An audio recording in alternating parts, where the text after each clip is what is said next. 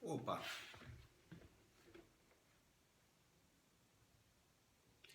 Esse vídeo de hoje eu estou fazendo pensando naquele que vive meio inchado na região do fígado, aquele, sabe, com a barriga mais inchada, aquela pessoa que às vezes apresenta muito processo inflamatório, aquela pessoa que está com sobrepeso e não consegue perder, aquela pessoa que sente que não está com tanta energia no seu dia a dia. Essas características geralmente elas hoje estão permeando boa parte da população e elas têm a ver com problema de saúde coletiva, que tem a ver com um desfecho final que seria a diabetes tipo 2, que é a diabetes adquirida. Porém, ela tem a ver com o hormônio. Para você começar a entender sobre isso, e eu estou falando isso muito mais até para os meus amigos, as pessoas até na faixa dos 40 anos, que aí é que ela vai desenvolvendo a sua resistência à insulina. A insulina é o fator central para você entender como é que funciona a dinâmica aí do corpo, como é que ela dá conta aos carboidratos, aos açúcares, né? E por isso esse vídeo vai procurar esclarecer um pouco para ver se a gente consegue encorajar certas pessoas a mudar o seu paradigma frente à alimentação, e alimentação relacionada aí a alimentação ao consumo de carboidratos, e como é que você consegue perceber ao longo do seu dia, né, se isso realmente está fazendo sentido para você. E geralmente isso vai instrumentalizando a pessoa a mudar costumes, e são esses costumes que vão conseguir reverter uma diabetes lá na frente, uma resistência à insulina, necessidade de medicações. E nesse processo é claro que se a gente for perceber os sinais e sintomas que se modificam, fica muito mais fácil a gente entender como é que a gente consegue mudar esse quadro, certo? Eu amplio um pouquinho do quadro em relação a você observar a insulina, você observar a qualidade mental, a qualidade de foco, ou seja, o que você faz ao longo do dia, para ver se a sua energia anda oscilando muito, ou seja, uma hora você tem energia, outra hora você não tem energia, você está meio cansado e tal, e daqui a pouco isso influi muito na sua capacidade no seu desempenho intelectual, né? Primeira coisa que a gente vai falar, a insulina é o hormônio que vai fazer com que o corpo reserve energia, armazene. Ele fala diretamente ao fígado, fala assim: você armazena aí gordura porque tem açúcar circulante, a gente vai botar esse açúcar para dentro das células e não tem necessidade do fígado queimar a gordura como forma de energia. Isso, a insulina é sempre disparada com determinados alimentos e basicamente, primeiramente, são carboidratos. Quaisquer que sejam, né? Hoje tem uma coisa que a gente se engana muito, né? Que é a questão da, eu como o trigo, o meu pão é integral, esse arroz é integral, mas mesmo assim, arroz integral, pão integral, principalmente os pães integrais, eles disparam insulina quase da mesma maneira. Então, se você vai sempre, diariamente, disparando insulina no seu corpo, o seu corpo sempre fica com aquela dinâmica entre acumule gordura, que você não necessita queimar gordura, porque a gordura é uma fonte de energia que ela é muito mais, como é que eu digo, durável ao longo do tempo. Você pode consumir gordura e ela vai liberando corpos cetônicos, né? E isso vai durar muito mais tempo do que o carboidrato. O carboidrato vai ser absorvido, vai ser consumido e logo na sequência você vai querer mais carboidrato. E por isso você fica naquela questão, aquela vibração, aquela energia de agora eu estou satisfeito, acabei de comer um pão, alguma coisa, passa lá 30 minutos, uma hora, já estou com 2 horas, estou começando a ficar com fome de novo. E por isso que essas dietas da contagem de caloria, eles tentam administrar, tentam ser politicamente corretos com essa insulina, ou seja, eu vou dar de 3 em 3 horas alimento, mas pouco. Aí eu consigo dar, a pessoa consegue no final do dia, ela consegue contabilizar seu consumo calórico, e eu vou comparar com o gasto calórico, segundo os cálculos lá, Isso daí, se tiver menos, eu vou perder peso. O que não ocorre. O que vários estudos acabam mostrando que não ocorre e acaba, no final das contas, até culpabilizando a pessoa, porque ela não está fazendo o suficiente o esforço que ela deveria, ela sofre com fome, né? Então, no final das contas, esse sofrer com fome, o corpo entende, nossa, não está vindo carboidrato o suficiente. Eu não tenho energia suficiente porque está vindo o mínimo de carboidrato, esse mínimo de carboidrato está aumentando minha insulina, essa insulina está falando para o fígado que ele não precisa trabalhar liberando a gordura, não precisa, ele precisa trabalhar armazenando apenas, e aí a pessoa fica com menos energia, o corpo entendendo isso, o hipotálamo vai falar assim, baixa metabolismo de tudo, porque senão esse cara esse cara não está dando conta a caloria dele não está dando conta, eu não estou recebendo gordura, não estou recebendo energia de gordura, baixa o metabolismo. Quando ele baixa o metabolismo, mesmo você comendo menos, você começa a engordar tudo de novo. Bom, essa dinâmica toda se estabelece, e o que tem a ver com a matéria-prima do nosso canal é que o corpo, esse canal é sobre a capacidade inerente do corpo de se autorregular. E essa capacidade inerente do corpo de se autorregular, de conseguir encontrar homeostase, ela passa também por a gente explorar mais o nosso corpo, no sentido de nosso corpo tem potências que não estão sendo utilizadas. Por exemplo, o jejum é a forma mais potente para você diminuir a resistência à insulina e inclusive aumentar a sensibilidade à insulina. Então o corpo necessitaria de menos insulina para conseguir fazer com que o açúcar entrasse nas células dos seus devidos lugares. Isso seria muito bom, porque menos insulina circulante vai fazer com que o fígado também contribua com a sua parte, fazendo o trabalho de liberação de gordura e uma série de outras coisas, de alimentos aí para o corpo. Então, o corpo, ao ficar sem alimento, por incrível que pareça, existe uma série de estudos que o corpo sem alimento, ele até vai perder menos proteínas, no caso, porque quando ele está sem alimento, ele é como se ele cruzasse por um período que ele vai precisar caçar por mais tempo e não está vindo aquele alimento. Esse corpo ele vai tender a ficar mais forte, o hormônio do crescimento aumenta. Então você não tem perda de massa proteica. E isso é uma coisa muito interessante. Se você fizesse uma dieta de restrição calórica e você ficasse estressado, o resultado acaba sendo você retém líquido e acaba sendo não muito positivo no sentido de energia e de equilíbrio, porque você não tem tanta produção desse hormônio, né, quando você faz seu exercício físico.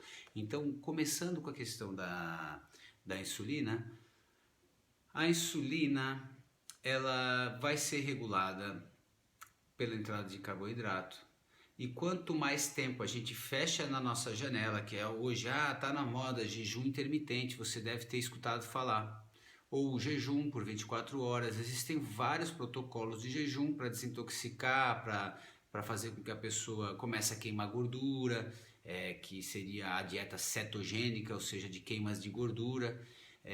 Existe todo um questionamento se isso é um modismo, porque é muito radical, porque quebra com os padrões, mas existe um corpo robusto de ciência apoiando isso, e uma ciência que parece que também não está com tantos interesses de vender muita coisa, porque o jejum não é uma coisa que você vai vender muito produto em relação a isso. Claro que existe sim, claro que pessoas vão criando aí produtos, então a gente vai tomar gordura de cadeia média, que tem evidência que é absorvido mais rápido, tudo bem, mas não são muitos produtos que são vendidos quando você começa a fazer o jejum. E o jejum tem relação com a autofagia celular, ela aumenta a capacidade do corpo. O corpo é um constante processo de limpeza de células e reconstrução de células. Isso daí, então, a autofagia corporal. Quando você está em jejum, a autofagia acontece de uma maneira mais eficaz, porque aumentam as células capazes de fazer saltos, macrófagos, né? E essa autofagia principalmente no sistema nervoso central. O sistema nervoso central, à medida que vão morrendo células, elas vão ficando acumuladas ali. Mas com o processo do jejum, essa autofagia celular faz com que as células fiquem sendo, aqueles resquícios de células vão sendo reabsorvidos. Isso é muito bom para a questão futura em relação à memória, em relação a Alzheimer, em relação a esse tipo de patologias. Outra coisa para a gente levar em consideração, por exemplo, a diabetes é um problema que acaba acometendo as pessoas nas extremidades, aonde o coração tem que ir lá na extremidade, aquela extremidade já perde a sua plasticidade, aquilo já vai acumulando líquido nas extremidades, nós temos problemas sensórios, porque os neurônios das extremidades não funcionam bem, extremidades, pés, mãos, e o sistema nervoso central também é uma extremidade em relação ao coração. Então existem estudos que falam que o Alzheimer é uma das decorrências de uma resistência à insulina prolongada. O exercício físico reverte isso tudo também, eu vou falar um pouquinho sobre isso mais à frente, mas inicialmente em relação ao tema da insulina, como é que você consegue sentir a insulina no seu corpo? Se eu fosse falar, o cara vai fazer jejum, muitas pessoas falariam, pô, cara, eu vou ficar com dor de cabeça, não aguento ficar sem comer, se eu ficar sem comer eu vou ficar muito irritado, não vou render, vou ficar mal, uma sensação muito ruim, né? Isso sim existe, então por isso você tem que fazer uma preparação básica sobre isso. Você tem que começar a substituir o seu combustível inicialmente para preparar para fazer o jejum. E substituir o combustível inicialmente é você ficar por um tempo, diminuir bastante. Outro lembrete em relação a isso é que as pessoas que falam isso são as pessoas que mais precisariam e mais se beneficiariam aí de uma dieta cetogênica ou de um jejum intermitente para que seu processo de autorregulação se estabeleça. Tá, voltando àquele como é que você prepara esse processo, eu estou fazendo em linhas muito simples, existem aí até na internet muito material bom em inglês e até em português para você estudar mais sobre isso, tirar suas dúvidas, mas a melhor maneira para você restaurar a capacidade inerente do corpo de se autorregular não é na teoria, é na prática. Então assim, na prática você prepararia, eu falo aí para os meus amigos, para começar, aqueles amigos que estão aí com o fígado com aumento de volume, primeira coisa a começar é diminuir muito o carboidrato, mas você não vai diminuir o carboidrato simplesmente, você vai substituir por um alimento bacana, muitos vegetais, muitos legumes, e a gordura vai saciar. Então, que gorduras seriam boas? Azeite de oliva extra virgem, você pode ter o óleo de coco pode ajudar também, manteiga, você pode comer proteína, saladas, legumes bem temperados, e bota um pouquinho mais de azeite, um pouquinho mais pode colocar, e pode colocar azeite ou manteiga suficiente para que você se alimente e fale, pô, tô saciado. Que a liberação desse hormônio que vai fazer saciez é importante que você tenha. Isso você faz lá durante 3 dias ou uma semana, vai estudando esse processo de tirar carboidrato na refeição. Carboidrato inclui tudo. No primeiro momento sim, tudo, porque você está numa fase que você quer diminuir a sua resistência à insulina. Mesmo quem não tenha isso no exame, isso é muito comum. Meu exame está normal, então eu não vou fazer nada, mas eu estou inchado, estou com a barriga inchada, não consigo perder peso, minha energia está oscilante.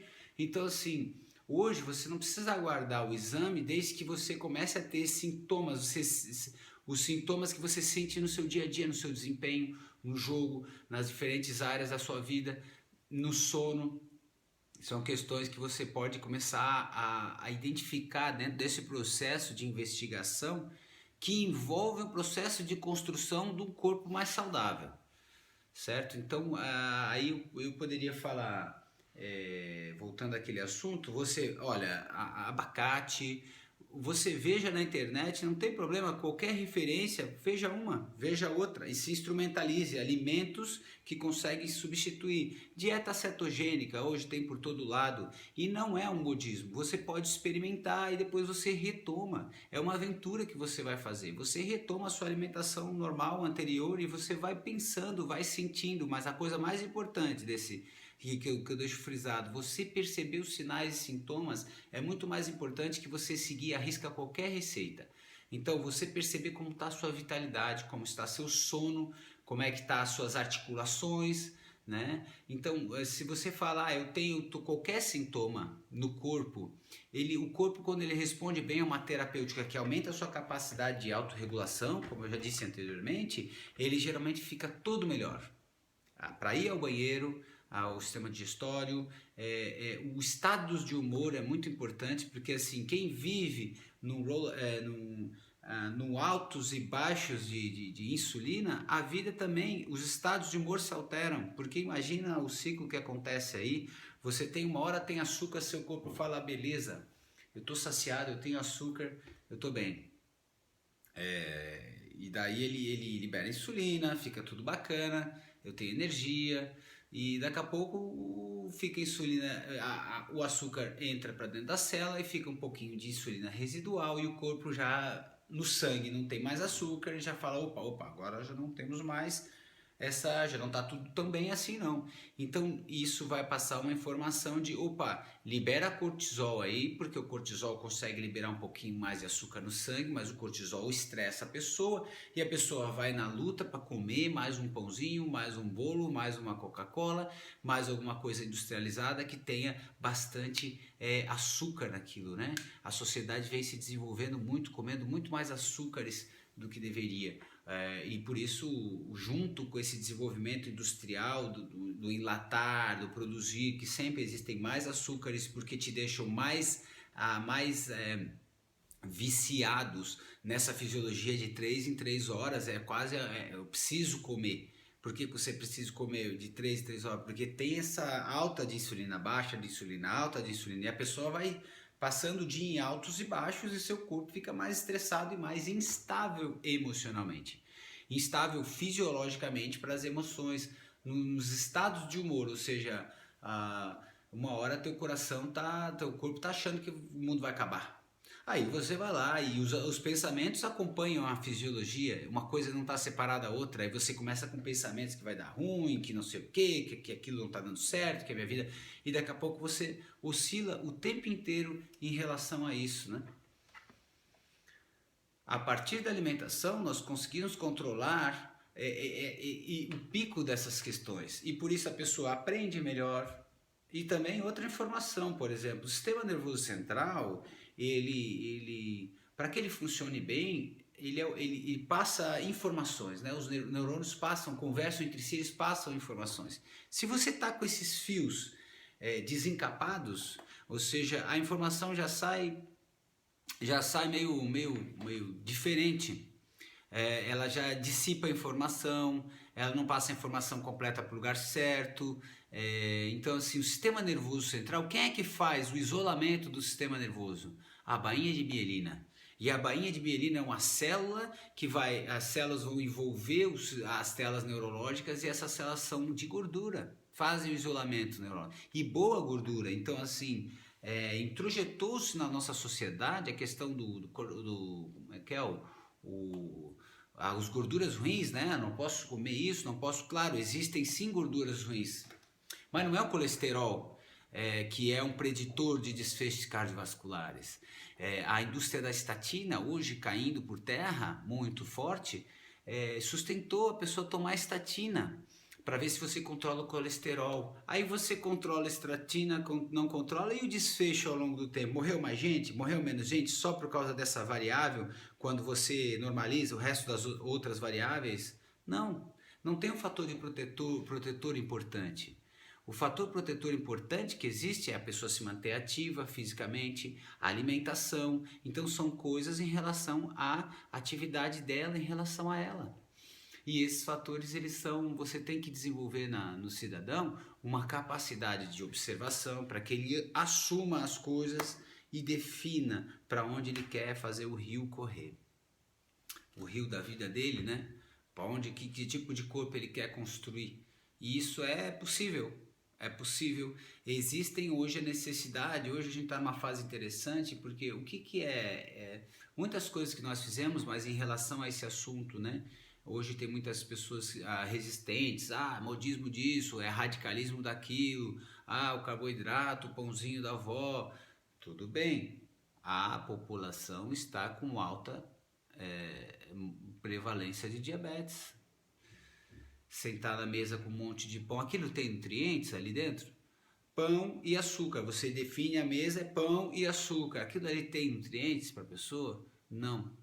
Geralmente muito baixo. Por exemplo, não existem carboidratos essenciais. Um alimento essencial é aquele no qual eu não vivo sem. E não existem carboidratos essenciais.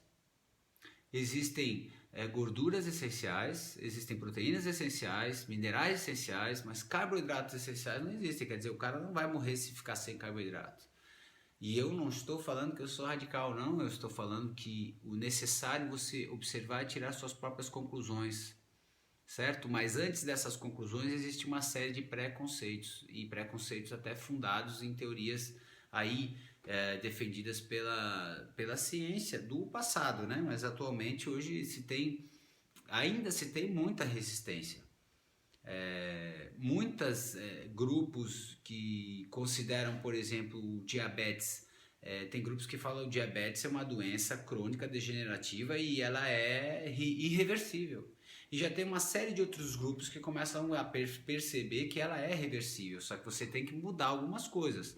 Esses grupos que falam que é irreversível, eles geralmente seguem um protocolo de 3 em 3 horas, a alimentação, a pessoa sofre, a pessoa começa a já tomar injeções aí para conseguir fazer com que a insulina seja mais bem recebida, e isso daí vai gerando adaptações do corpo que depois são difíceis de reverter realmente. Então você estude a questão do jejum, estude a questão da dieta cetogênica, à base de gordura, estude o seu corpo e a gente vai ver o que acontece ao longo do tempo. Tá certo? Eu venho com mais informações logo mais sobre como o exercício consegue modular ou você consegue fazer com que você queime mais gordura nos seus exercícios físicos, né? Eu sou Leonardo Schneider, eu sou fisioterapeuta, sou osteopata, titulado em osteopatia, sou mestre, doutor em saúde coletiva. E a função desse canal é falar sobre o princípio de autorregulação, a capacidade do corpo de se autorregular, de dar conta das suas demandas.